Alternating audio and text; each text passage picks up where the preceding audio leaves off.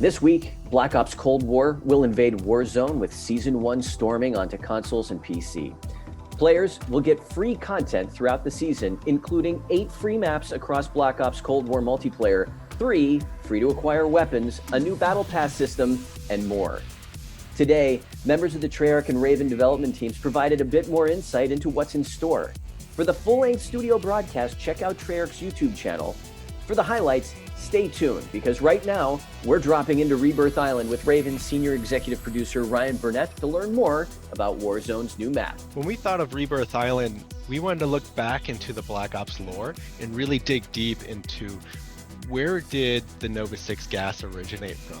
Players will experience open area and open island where they'll be able to roam around the map, and in there, in the center of this island, is the actual bioweapons facility.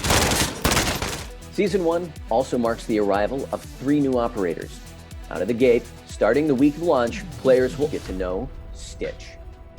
Discarded by the Soviets, he's a former bioweapons expert hellbent on revenge. With new play spaces and operators in the mix, you'll need some additional tools in the toolbox. Expect a huge addition to your Warzone armory, as a vast infusion of Cold War weaponry becomes available for you to use in your loadouts. Unless a weapon has a particular challenge needed to unlock it, Black Ops Cold War primary and secondary weapons, including blueprint variants, will now be accessible in Warzone. Here's Treyarch's Tony Flame to share more about the 2 new weapons players can expect at launch, along with a brand new score streak. Let's start with the Groza Assault Rifle. From a gameplay perspective, it's a bullpup, which means it's going to be a little bit quicker on the draw. You're going to be able to ADS a little bit quicker. You'll be coming out to sprint a little bit faster.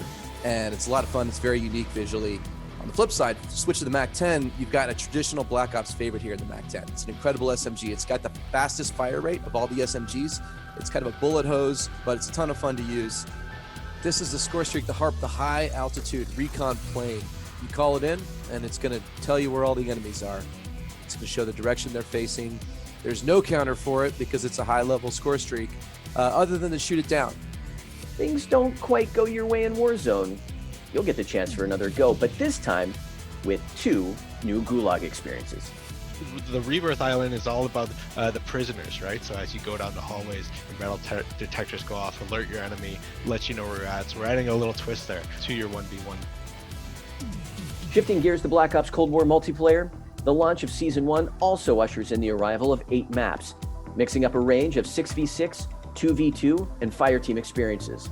Here, for the rundown, is Treyarch's Matt Schrantz. We've got a new 6v6 map, The Pines, and an 80s mall. So we've got all the 80s mall fanfare.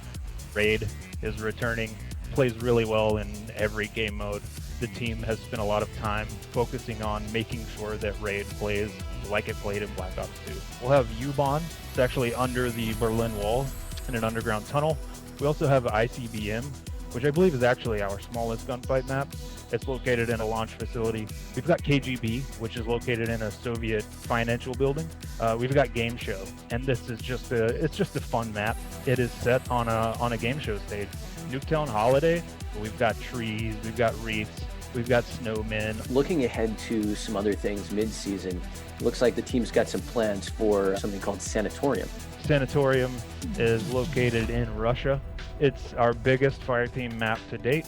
We find that it lets you spread your wings a little bit further. With Newtown 84 now in the mix, Treyarch delivers on the nostalgia with a holiday-themed version of the Black Ops cult classic. It was just a fun thing when we were stringing up the lights and kind of brainstorming what we could do. It felt very different. It feels really cool.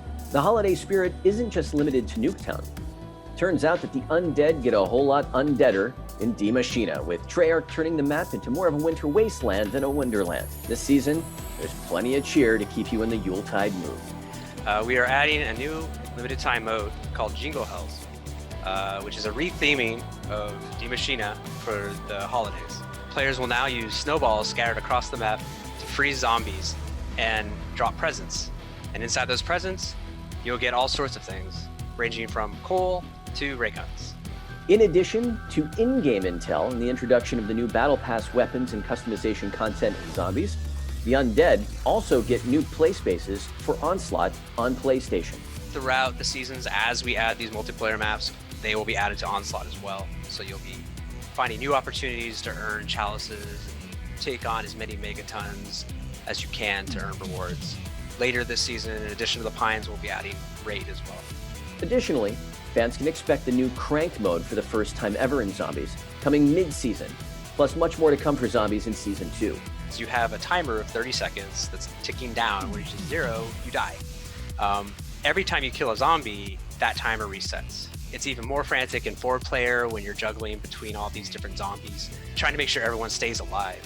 When Season 1 launches, remember that the cross-progression system that links player progression, prestige levels, and the battle pass between Black Ops Cold War and Warzone becomes available in Season 1. That's right, when Season 1 drops, expect your season level to be synchronized based on your current season level in Black Ops Cold War. Your previous unlocks from Black Ops Cold War and Modern Warfare, such as weapons, perks, score streaks, and more, will remain unlocked.